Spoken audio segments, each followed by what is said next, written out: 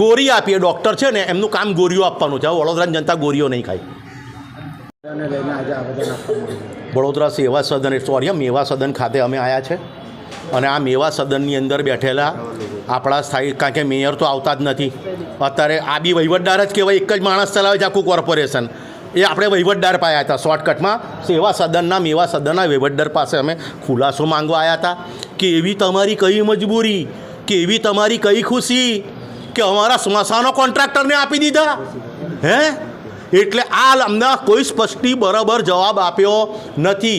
જ્યાં 2200 રૂપિયા લાકડા અને છાણાના લાગે એને 7,500 રૂપિયા ચૂકવવાનો, તો બાકીના 5,000ના કયા વહીવટદારો થકી મલાઈ ખાવાના છે અને કોણ કોણ મલાઈ ખાવાના છે એ વડોદરાની જનતા જાણવા માંગે છે. અને વિષય ભટકાવવા માટે સાંસદ પાસે બોલાવે છે. વહીવટદારોનું નામ પેપરમાં આપે છે. તો અમે પૂછવા માંગીએ છીએ કે સંસદશ્રી તમારા પોતાના 3 વહીવટદારોના નામ આપો.